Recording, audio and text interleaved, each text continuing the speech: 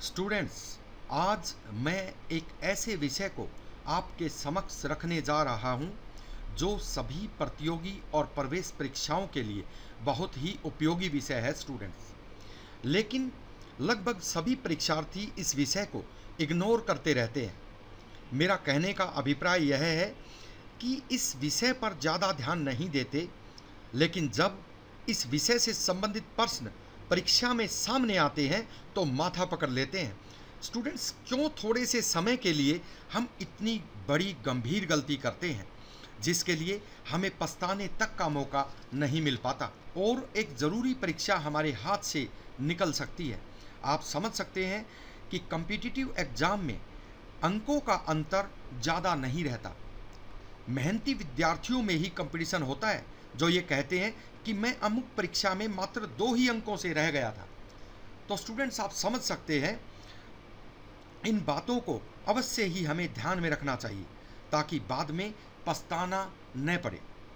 आज हमारा विषय एग्रीकल्चर यानी कृषि से संबंधित है, जो जीके विषय में मूल रूप से शामिल होता है। स्टूडेंट्स, यह लगभग सभी परीक्षाओं जैसे SSC, CGL, DEO, central police organisation, railway, army, navy, air force, IAS pre, police services, RRB, assistants और ऑफिसर्स परीक्षाओं के लिए बहुत ही ज़रूरी विषय है। इस विषय पर हमारा पहला प्रश्न है students, which of the following farming and its feature does not match. Students कहता है, निम्नलिखित दी गई खेती और इसकी विशेषताओं में कौन सा सही रूप से मैच नहीं करता। तो स्टूडेंट्स, पहला दिया है ड्राई फार्मिंग यानी शुष्क खेती। तो यहाँ कहता है लैक ऑफ इरिगेशन सोर्सेज। तो स्टूडेंट्स, ड्राई फार्मिंग यानी शुष्क खेती 50 सेंटीमीटर से कम वर्षा वाले क्षेत्रों में अपनाई जाती है। इस विधि को दक्षिणी भारत और राजस्थान में भी अपनाया जाता है।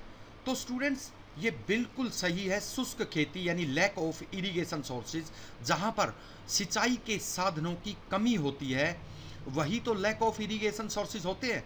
तो ये बिल्कुल सही है, शुष्क खेती कहाँ पर होती है। तो पहला मैच बिल्कुल सही है। नंबर 2, शिफ्टिंग फार्मिंग, इसको झूम खेती भी कहते हैं।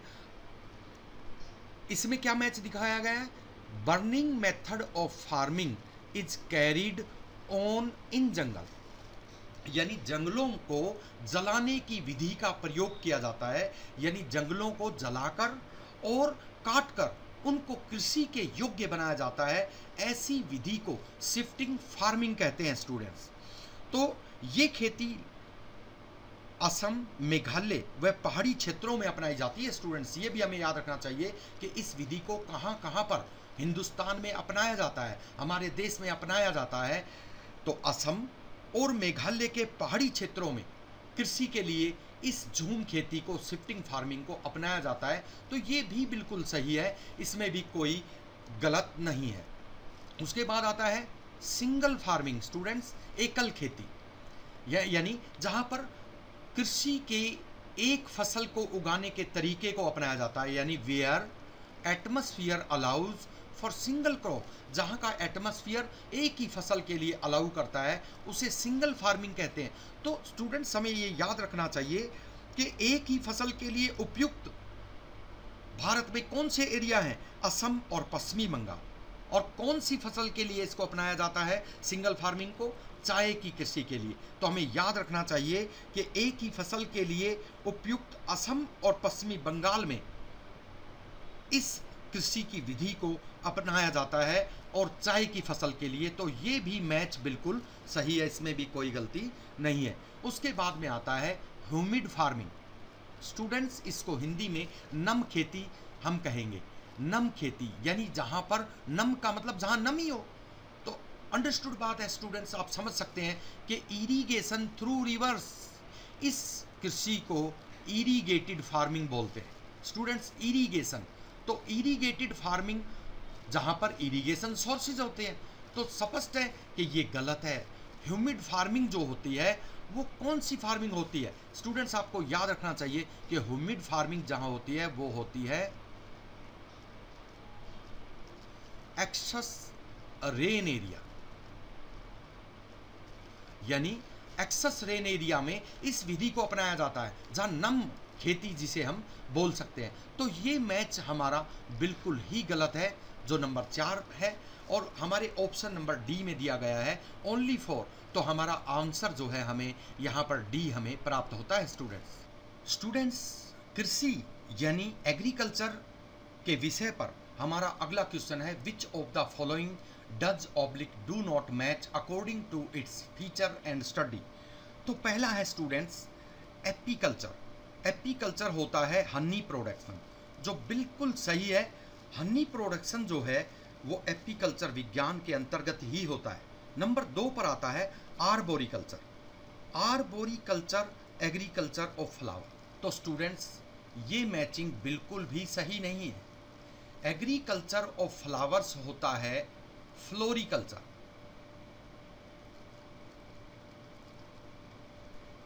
यानी फ्लोरिकल्चर विज्ञान के अंतर्गत फूलों की कृषि की जाती है, जबकि आर्बोरिकल्चर होता है स्टूडेंट्स एक ऐसा विज्ञान जिसके अंतर्गत study of trees and bushes, यानी पेड़ों और झाड़ियों का अध्ययन इस विज्ञान के अंतर्गत आर्बोरिकल्चर के अंतर्गत किया जाता है। तो ये मैचिंग बिल्कुल गलत है। नंबर 3 पे आते हैं स्टूडेंट्स सेरीकल्चर। तो सेरीकल्चर यानी सिल्क प्रोडक्शन। सिल्क प्रोडक्शन ये बिल्कुल सही है स्टूडेंट्स। सेरीकल्चर विज्ञान के अंतर्गत सिल्क प्रोडक्शन यानी रेशम पालन और शहतूत की कृषि भी की जाती है। तो ये बिल्कुल सही मैचिंग है स्टूडेंट्स। नंबर 4 पे आते हैं हॉर्टिकल्चर यानी ग्रेप्स प्रोडक्शन।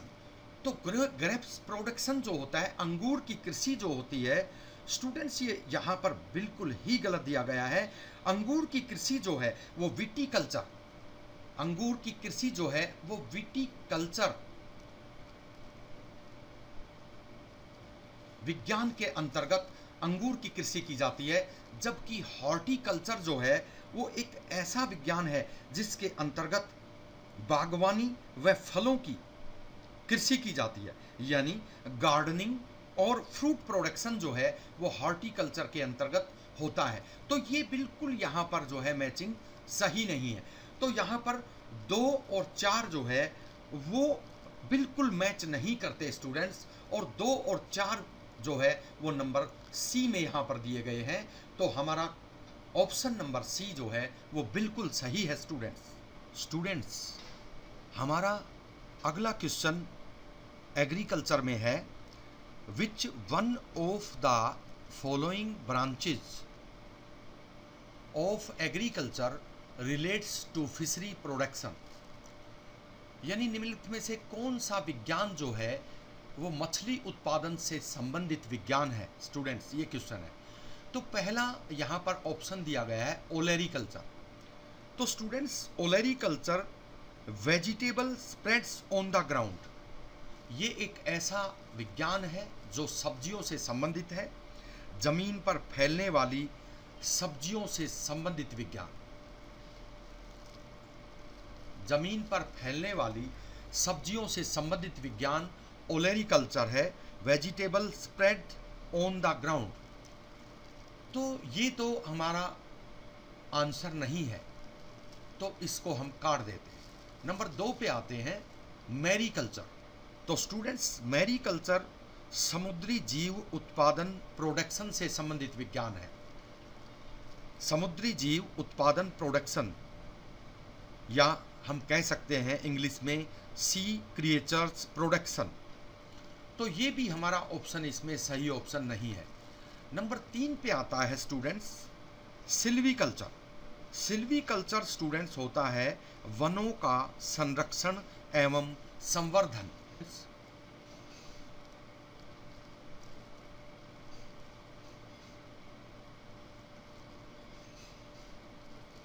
फॉरेस्ट प्रोटेक्शन से संबंधित विज्ञान जो है वो सिल्वीकल्चर है स्टूडेंट्स। तो इसलिए ये भी हमारा ऑप्शन सही नहीं है। तो नंबर 4 पे जो है हम आते हैं पीसीकल्चर। देखिए स्टूडेंट्स पीसीकल्चर ही एक ऐसा विज्ञान है जो मछली पालन से संबंधित विज्ञान है। तो यहाँ पर पीसीकल्चर जो है वो हमारा सही ऑप्शन है। तो 4 नंबर ऑप्शन जो है स्टूडेंट्स यहाँ पर हमारा आंसर हमें प्राप्त होता है। स्टूडेंट्स हमारा अगला क्वेश्चन है, which one of the chemical is necessary in the soil for T farming. Students पहला ऑप्शन है पोटासियम, दूसरा ऑप्शन है सल्फर, तीसरा ऑप्शन है सोडियम और चौथा ऑप्शन है फॉस्फोरस। तो स्टूडेंट्स इसमें सल्फर जो है वो टी फार्मिंग के लिए बहुत ही ज़रूरी है। तो सल्फर यहाँ पर हमारा इसमें हमें आंसर प्राप्त होता है। स्टूडेंट्स हमारा अगला क्वेश्चन है, when did the farming of rubber start first time in India. तो पहला ऑप्शन दिया हुआ है 1900 AD, दूसरा ऑप्शन है 1950 AD, तीसरा ऑप्शन है 1940 AD, चौथा ऑप्शन है 1932 AD। तो स्टूडेंट्स यहाँ पर हमारा ऑप्शन ए बिल्कुल सही है। 1900 AD में यानी 1900 ईस्वी में भारत में पहली बार रबड़ की खेती जो है शुरू की गई थी। स्टूडेंट्स हमारा अगला क्वेश्चन है, nitrogenous alluvial soil is necessary for the production of. तो यहाँ पर देखिए स्टूडेंट्स, खाली स्थान हमें भरना है और इस खाली स्थान में क्या आएगा, यहाँ पर नीचे 4 ऑप्शन दिए गए हैं। नंबर 1 पर दिया गया है व्हीट, नंबर 2 पे दिया गया है रबर, नंबर 3 पे दिया गया है टी और नंबर 4 पे मेज। देखिए यहाँ पर nitrogenous alluvial soil is necessary for the production of, यानी नाइट्रोजिनस एलुअल सॉइल जो है किसके उत्पादन के लिए उत्तम होती है। तो स्टूडेंट्स या मेज जो है इसका सही आंसर है मक्का। तो 4 नंबर इसमें हमें आंसर प्राप्त होता है। स्टूडेंट्स हमारा अगला क्वेश्चन है कि which one of the following crops is affected mainly due to green revolution. कहता है हरित क्रांति जो है उससे कौन सी फसल जो है मुख्य रूप से प्रभावित हुई थी। तो स्टूडेंट्स इसमें ऑप्शन दिया गया है राइस, व्हीट, मेज और शुगर केन। तो स्टूडेंट्स आपको याद रखना चाहिए कि ये वो फसल व्हीट यानी गेहूं की फसल थी जो हरित क्रांति से सर्वाधिक प्रभावित हुई थी। और आपको ये भी याद रखना चाहिए कि ग्रीन रिवॉल्यूशन से, हरित क्रांति से जो गेहूं की फसल पैदा हुई उसमें यूपी स्टेट जो है वो सबसे अग्रणीय था और पंजाब प्रति हेक्टेयर उत्पादन, गेहूं के उत्पादन में आगे था। ये आपको याद रखना चाहिए। और हरित क्रांति की शुरुआत करने वाले नॉर्मन ई बोरलाग थे। Norman E Borlaug.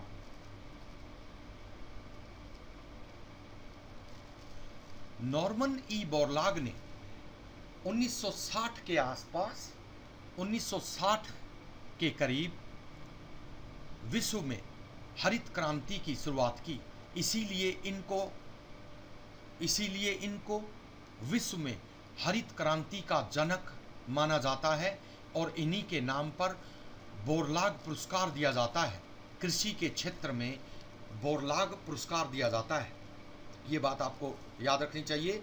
और भारत में हरित क्रांति की शुरुआत करने वाले MS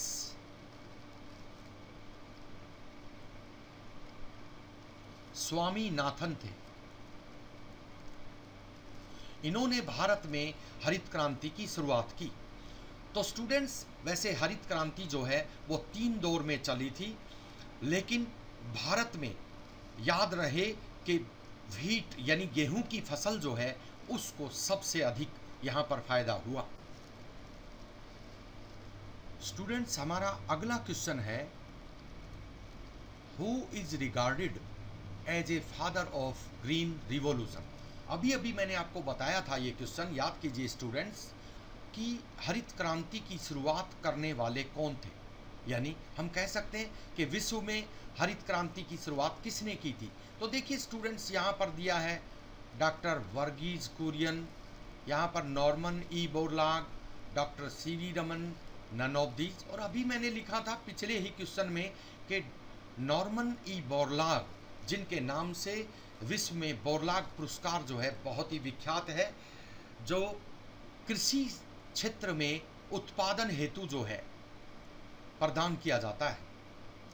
तो विश्व में हरित क्रांति की शुरुआत करने वाले नॉर्मन ई बोरलाग थे और इन्हें हरित क्रांति का जनक माना जाता है, फादर ऑफ ग्रीन रिवॉल्यूशन इन्हीं को माना जाता है। और भारत में हरित क्रांति की शुरुआत करने वाले, जैसा कि मैंने पहले भी आपको बताया था, एमएस स्वामीनाथन थे। तो स्टूडेंट्स, यहाँ पर हमारा ऑप्शन बी जो है बिल्कुल सही है। स्टूडेंट्स, हमारा अगला क्वेश्चन है, which one of the soil is most productive. के निम्नलिखित में से कौन सी मिट्टी सबसे अधिक उपजाऊ मिट्टी है। तो स्टूडेंट्स, एक नंबर पे दिया है ब्लैक सॉइल, नंबर 2 पे लेटराइट सॉइल, नंबर 3 पे एलुवियल सॉइल और नंबर 4 पे रेड सॉइल। तो स्टूडेंट्स, एलुवियल सॉइल जो है वो सबसे अधिक उपजाऊ मिट्टी है। इसको लोम, चिकनी एवं बालुई मिट्टी भी कहते हैं स्टूडेंट।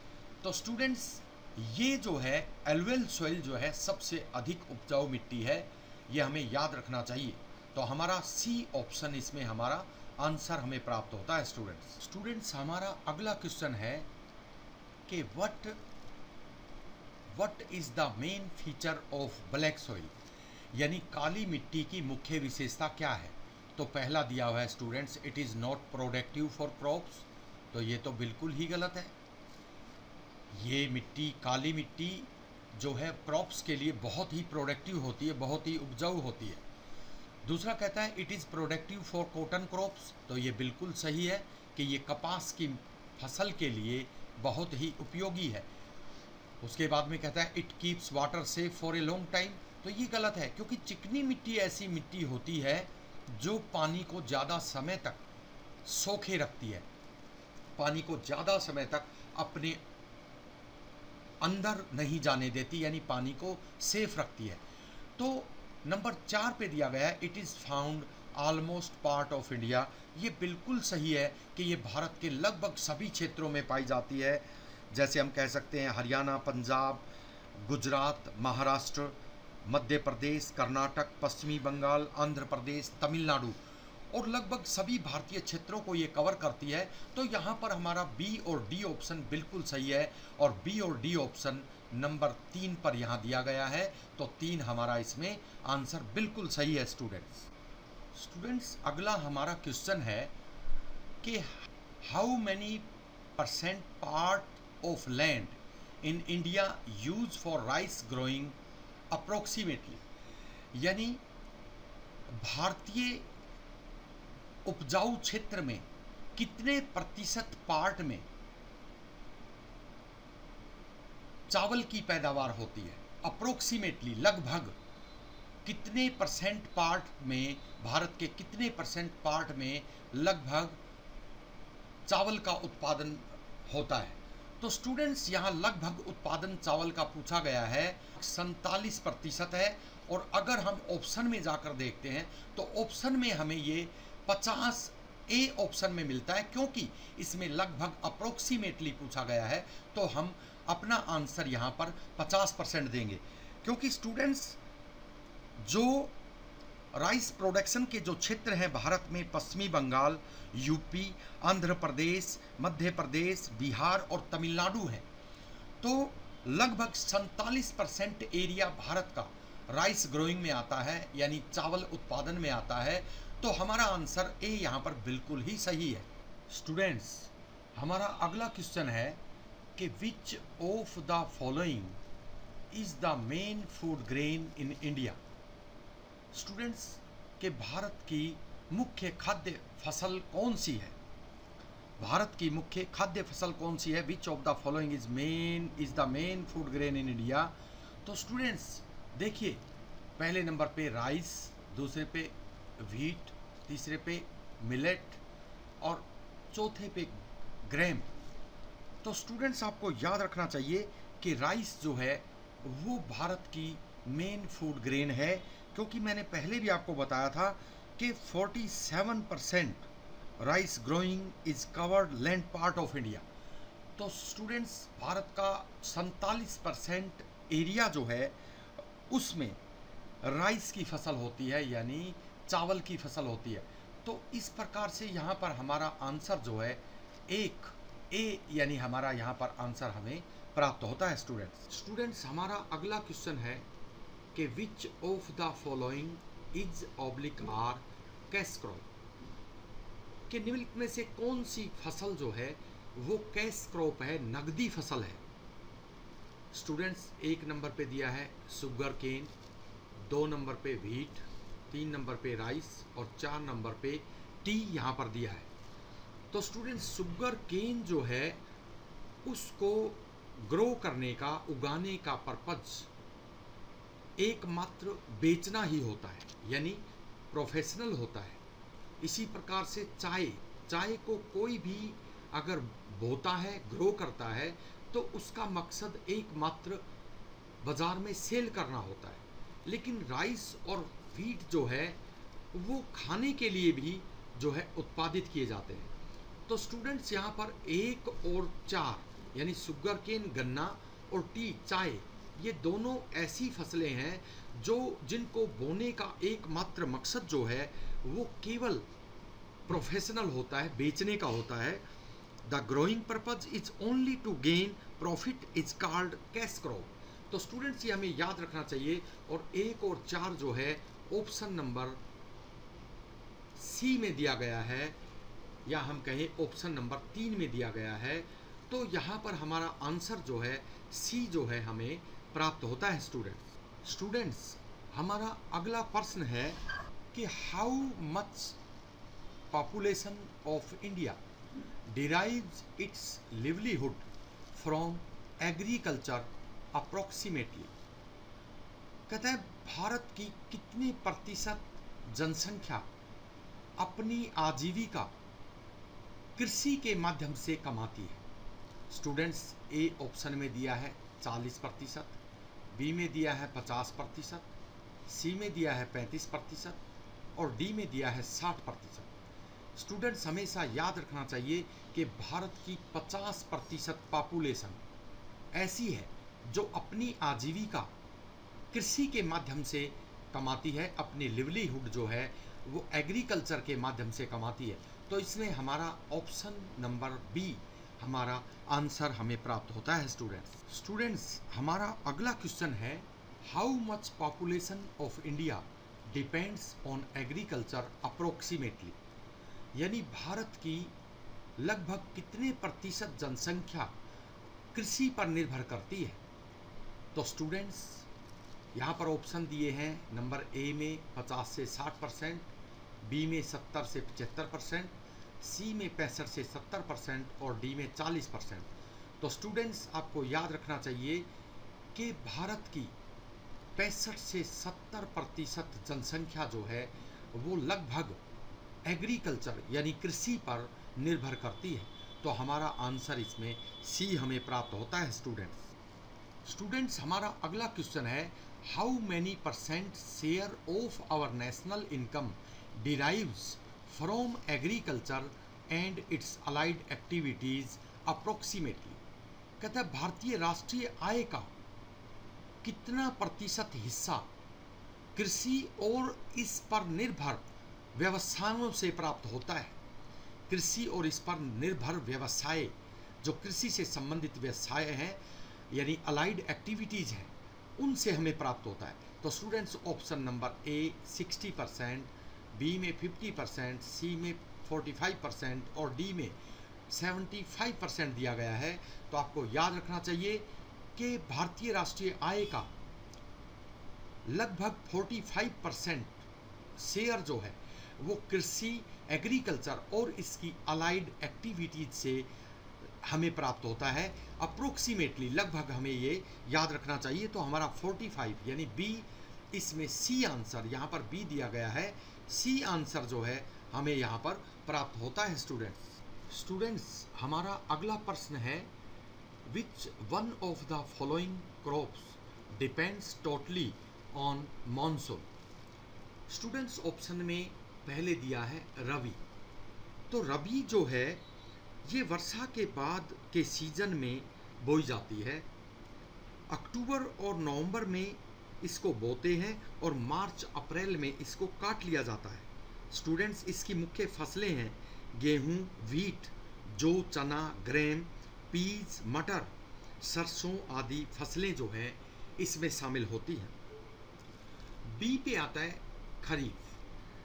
खरीफ ये मानसून पर निर्भर करती है, तो यही हमारा इसमें ऑप्शन है। स्टूडेंट्स खरीफ एक ऐसी फसल है जो टोटल डिपेंड्स ऑन मानसून। जून जुलाई में ये बोई जाती है और अक्टूबर नवंबर में इस फसल को काट लिया जाता है। इसकी मुख्य फसल होती हैं स्टूडेंट्स राइस, ग्राउंडनट, मूंगफली, मक्का, कॉटन, कपास, जूट और तंबाकू इत्यादि। ये हमारा आंसर इसमें हमें प्राप्त होता है। लेकिन इसके साथ साथ दूसरे ऑप्शन के बारे में जानकारी प्राप्त करना भी हमारे लिए बहुत ही ज़रूरी है।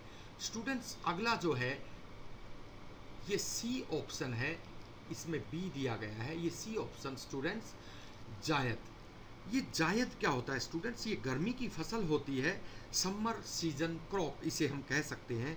इसकी ग्रोइंग मार्च में होती है, यानी मार्च में इसको बोया जाता है और इसकी हार्वेस्टिंग जून में होती है, जून में इसको काट लिया जाता है। इसकी प्रमुख फसलों में, इसकी मेन क्रॉप्स में जो है सब्जी, ग्रीन वेजिटेबल्स और फ्रूट्स आदि शामिल होते हैं। Students its product are mainly fruits and vegetable, हमें ये याद रखना चाहिए। उसके बाद में कैश क्रॉप। कैश क्रॉप के बारे में मैं आपको बता चुका हूँ।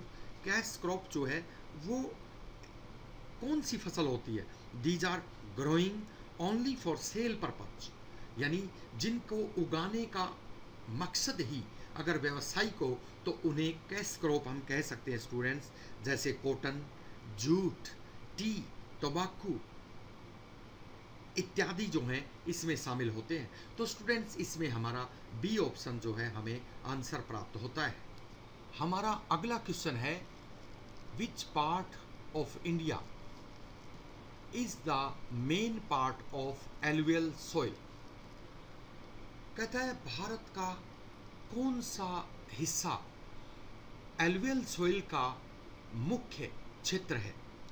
एलुवियल सॉइल क्या होती है स्टूडेंट्स? जलोढ़ मिट्टी इसको हम कह सकते हैं या दोमट मिट्टी हम कह सकते हैं, इंग्लिश में इसको लॉन सॉइल हम कहते हैं। Students which part of India is the main part of alluvial soil, यानी जलोढ़ मिट्टी या दोमट मिट्टी, लॉन सॉइल इसको हम इंग्लिश में कह सकते हैं। तो स्टूडेंट्स ऑप्शन में दिया गया है साउथ, नॉर्थ, ईस्ट और वेस्ट।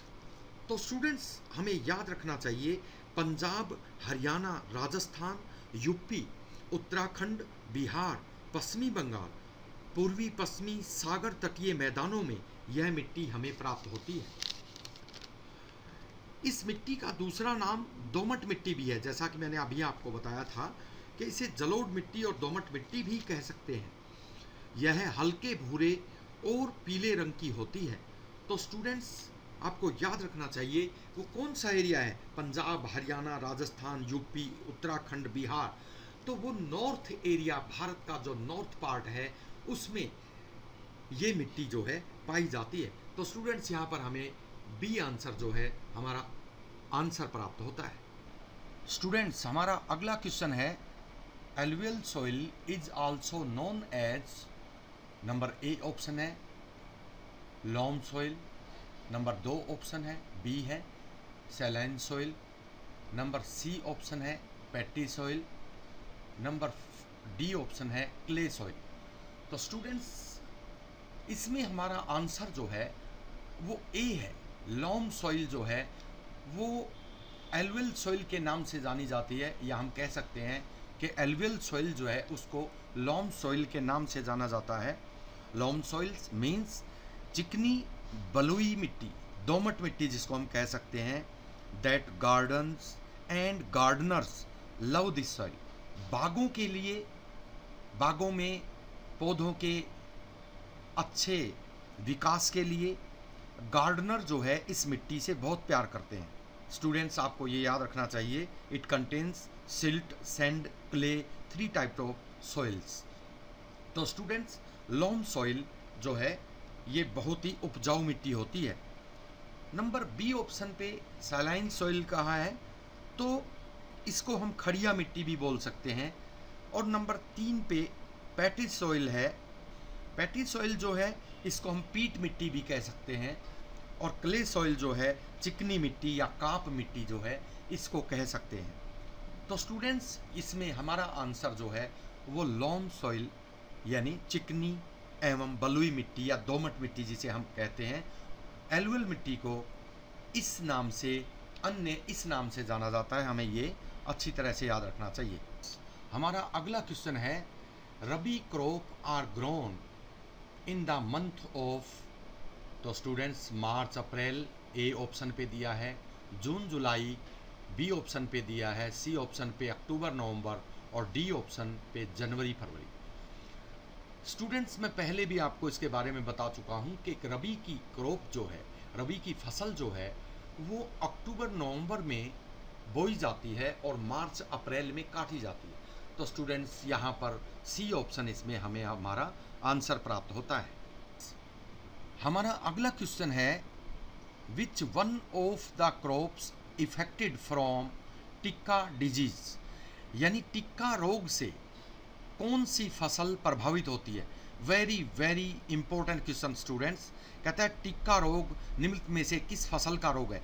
ये क्वेश्चन बार बार कॉम्पिटिटिव और एंट्रेंस एग्जाम में पूछा जाता है। एसएससी सीजीएल में, एसएससी डीईओ में, पहले क्लैरिकल लेवल पे भी ये होता था, तो काफ़ी बार पूछा गया है।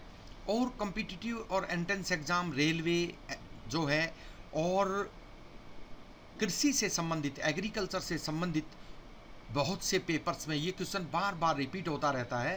तो हमें याद रखना चाहिए कि टिक्का रोग जो है उससे कौन सी फसल प्रभावित होती है। तो number A grapes, number B पे पोटैटो, नंबर 3 पे, नंबर सी पे ग्राउंडनट और नंबर 4 पे कॉफ़ी यहाँ पर दिया गया है। लेकिन आपको याद रखना चाहिए कि टिक्का रोग जो है वो मूंगफली का रोग है। तो मूंगफली का रोग जो है वो टिक्का रोग है। बड़ा इंपॉर्टेंट क्वेश्चन है। ग्राउंडनट इसको इंग्लिश में हम बोलते हैं, पीनट भी इसको हम बोलते हैं। तो ग्राउंडनट का रोग जो है टिक्का रोग है। ये हमें याद रखना चाहिए कि टिक्का रोग से प्रभावित जो फसल होती है वो मूंगफली की फसल होती है। स्टूडेंट्स, हमारा अगला क्वेश्चन है, which one of the fertilisers is not a nitrogenous fertiliser. कहता निम्नलिखित में से कौन सा नाइट्रोजन से संबंधित फर्टिलाइजर नहीं है, या निम्नलिखित में से कौन सा नाइट्रोजिनस फर्टिलाइजर नहीं है। तो स्टूडेंट्स, पहला ऑप्शन है अमोनियम सल्फेट, दूसरा ऑप्शन है अमोनियम नाइट्रेट और तीसरा ऑप्शन है अमोनियम फॉस्फेट और चौथा ऑप्शन है यूरिया। तो स्टूडेंट्स, हमें याद रखना चाहिए कि नंबर सी जो है अमोनियम फॉस्फेट जो है यह फॉस्फेटिक उर्वरक है, यह फॉस्फेटिक फर्टिलाइजर है। इसके अलावा जितने भी तीनों हैं, अमोनियम सल्फेट, अमोनियम नाइट्रेट और यूरिया, ये सभी नाइट्रोजिनस फर्टिलाइजर हैं। हमें ये याद रखना चाहिए। तो स्टूडेंट्स, ये क्वेश्चन बार बार कॉम्पिटिटिव एग्जाम में पूछा गया है। एसएससी, सीजीएल, रेलवे, एलआईसी और अन्य पुलिस से संबंधित परीक्षाओं में काफ़ी बार मैंने स्टूडेंट से सुना है इस पर्सन के बारे में कि सर इस टाइप से क्वेश्चन जो है पूछे जाते हैं। तो ये स्टूडेंट्स, इस क्वेश्चन को आपको ध्यान में रखना चाहिए कि अमोनियम फॉस्फेट जो है ये फॉस्फेटिक उर्वरक फॉस्फेटिक फर्टिलाइजर है, जबकि बाकी सभी अमोनियम सल्फेट, अमोनियम नाइट्रेट और यूरिया जो है ये नाइट्रोजिनस फर्टिलाइजर है। तो हमारा आंसर इसमें अमोनियम फॉस्फेट हमें प्राप्त होता है स्टूडेंट। अगला क्वेश्चन है, which one of the substances provide urea to plants for its growth. Urea से पौधों को कौन सा तत्व मिलता है? यूरिया से पौधों को निम्नलिखित में से क्या प्राप्त होता है? स्टूडेंट्स वेरी वेरी इंपॉर्टेंट, बार बार सभी परीक्षाओं में SSC, CGL, railway, LIC, SSC, DEO और लगभग एग्रीकल्चर से संबंधित सभी परीक्षाओं में और जितने भी कॉम्पिटिटिव एग्जाम है सभी में ये प्रश्न बार बार जो है स्टूडेंट्स के सामने रखा गया है कि यूरिया से पौधों को क्या प्राप्त होता है। नंबर 1 पर दिया गया है अमोनिया, नंबर 2 पे दिया गया है सल्फर, नंबर 3 पे दिया गया है पोटासियम और नंबर 4 पे नाइट्रोजन। तो स्टूडेंट्स हमें याद रखना चाहिए कि यूरिया से पौधों को नाइट्रोजन प्राप्त होता है। तो हमारा डी हमारा ऑप्शन इसमें बिल्कुल सही है। स्टूडेंट्स हमारा अगला question very very very very important students बहुत ही इंपॉर्टेंट क्वेश्चन है, बार बार कॉम्पिटिटिव एग्जाम में रिपीट होता रहता है। हर एग्जाम के लिए यह क्वेश्चन बहुत ही जरूरी है। Red rot is the disease of, कहता है लाल किट जो है, रेड रॉट जो है वो किस फसल की बीमारी है? तो स्टूडेंट्स हमें याद रखना चाहिए कि red rot is the disease of groundnut, bean, इसको सेम बोलते हैं, शुगर केन, पोटैटो। तो हमें याद रखना चाहिए कि रेड रॉट जो है वो गन्ने की बीमारी है, यानी शुगर केन की बीमारी है। तो लाल रोग से कौन सी फसल प्रभावित होती है? गन्ना। तो शुगर केन जो है इसमें हमारा सी ऑप्शन जो है सही आंसर है स्टूडेंट्स हमारा अगला क्वेश्चन है कि early light is the disease of, कहता है अर्ली लाइट यानी पूर्व अंगमारी, हिंदी में हम इसे कहते हैं। अर्ली लाइट किस फसल का रोग है? तो स्टूडेंट्स नंबर 1 दिया है पोटैटो, नंबर 2 दिया है अरहर, नंबर 3 पे है टोमेटो और नंबर 4 पे व्हीट। हमें याद रखना चाहिए स्टूडेंट्स कि अर्ली लाइट रोग यानी पूर्व अंगमारी रोग जो है वो पोटैटो का रोग है। तो स्टूडेंट्स बहुत इंपॉर्टेंट क्वेश्चन है, बार बार कॉम्पिटिटिव एग्जाम में रिपीट होता रहता है।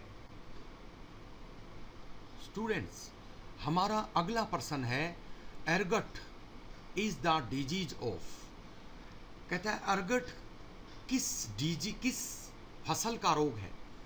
वेरी वेरी इंपॉर्टेंट स्टूडेंट्स, पहले नंबर पे शुगर केन दिया है, दूसरे नंबर पे मिलेट, तीसरे नंबर पे कॉटन और चौथे नंबर पर डी दिया है व्हीट।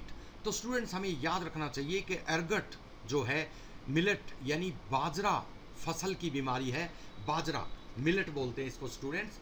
तो ये बहुत ही इंपॉर्टेंट क्वेश्चन है स्टूडेंट्स, हमें याद रखना चाहिए कि इसमें बी हमारा ऑप्शन हमें प्राप्त होता है। स्टूडेंट्स हमारा अगला क्वेश्चन है, which one of the following disease is not related with wheat, कि निम्नलिखित में से किस बीमारी का संबंध गेहूं से नहीं है, व्हीट से नहीं है?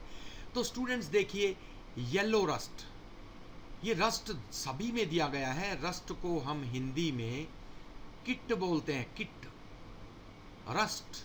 देखिए स्टूडेंट्स ये किट होता है, यानी पीला किट, भूरा किट, काला किट और सफेद किट। तो स्टूडेंट्स यहाँ ए ऑप्शन में दिया गया है येलो रस्ट, तो ये गेहूं की ही बीमारी है। नंबर 2 पे दिया गया है ब्राउन रस्ट, ये भी गेहूं की बीमारी है। और नंबर सी पे दिया गया है ब्लैक रस्ट, ये जो है गेहूं की बीमारी है। और नंबर 4 जो है उसके ऊपर दिया गया है वाइट रस्ट। तो स्टूडेंट्स ये वाइट रस्ट जो है ये गेहूं से संबंधित बीमारी नहीं है। तो डी हमें यहाँ पर हमारा ऑप्शन प्राप्त होता है। लेकिन साथ में मैं ये भी आपको बता दूं कि जो वाइट रस्ट है यानी श्वेत किट है वो मूली, सलजम, गोभी, सरसों इत्यादि की बीमारी है। तो चौथा जो है ये गेहूं की बीमारी नहीं है। स्टूडेंट्स, हमारा अगला प्रश्न है कि when was the beginning of the white revolution in India. कहता है भारत में श्वेत क्रांति की शुरुआत कब हुई। सबसे पहले तो हमें ये पता होना चाहिए स्टूडेंट्स कि श्वेत क्रांति का संबंध जो है वो किससे है। श्वेत क्रांति का संबंध मिल्क प्रोडक्शन से है, यानी दुग्ध उत्पादन से है, दूध उत्पादन से है। यहाँ पर नीचे ऑप्शन दिए गए हैं 1960-61, 1964-65, 1974-75, 1979-80, यानी 1960 टू 1961, फिर दिया 1964 टू 65। तो आपको याद रखना चाहिए कि 1964 से 1965 दुग्ध विकास उत्पादन का कार्य चला था। तो the white revolution beginning in India in 1964 to 1965। तो बी ऑप्शन हमें आंसर यहां पर प्राप्त होता है। स्टूडेंट्स, अगला क्वेश्चन बहुत ही इंपॉर्टेंट क्वेश्चन है। How much quantity of rain is necessary for the T production. कहता है चाय उत्पादन के लिए कितनी वर्षा की आवश्यकता होती है। नंबर ए ऑप्शन पे दिया है 50 से 100 सेंटीमीटर, नंबर बी पे दिया है 100 से 200 सेंटीमीटर, नंबर सी पे दिया है 250 सेंटीमीटर और नंबर 4 पे दिया है 150 टू 250 सेंटीमीटर।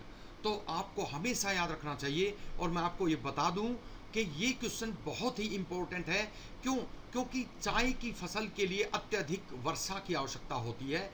जो सी ऑप्शन में है कि चाय की फसल के लिए 250 सेंटीमीटर तक की वर्षा की आवश्यकता होती है। इससे कम वर्षा की में चाय की फसल जो है उसका प्रोडक्शन नहीं किया जा सकता। तो स्टूडेंट, सी ऑप्शन हमें यहाँ पर अपना आंसर प्राप्त होता है। हमारा अगला प्रश्न है, how much percent is the production of jute in West Bengal alone. तो स्टूडेंट्स, कहता है कि भारत में उत्पादित होने वाले कुल जूट का कितना प्रतिशत अकेले पश्चिमी बंगाल में पैदा होता है। तो स्टूडेंट्स, ऑप्शन दिया गया है नंबर 1 50%, नंबर 2 20%, नंबर 3 30% और नंबर 4 40%। तो स्टूडेंट्स, आपको याद रखना चाहिए कि अकेले पश्चिमी बंगाल में भारत में उत्पादित होने वाले जूट का 50% उत्पादित होता है। तो स्टूडेंट्स, एक नंबर यहाँ पर हमें हमारा आंसर प्राप्त होता है। तो स्टूडेंट्स, एग्रीकल्चर विषय से संबंधित some of the most important questions मैंने आपके सामने रखने का प्रयास किया है, जो सभी कॉम्पिटिटिव और एंट्रेंस एग्जाम में आपके लिए बहुत ही ज़रूरी है। और मुझे पूरी आशा है कि आगामी सभी परीक्षाओं में ये प्रश्न आपके लिए एक रामबाण औषधि की तरह साबित होंगे।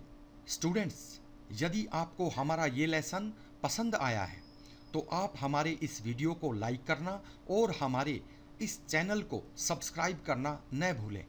तो स्टूडेंट्स, मैं अभेंद्र रंगा आगामी सभी परीक्षाओं में आपकी सफलता के लिए कामना करता हूं। धन्यवाद।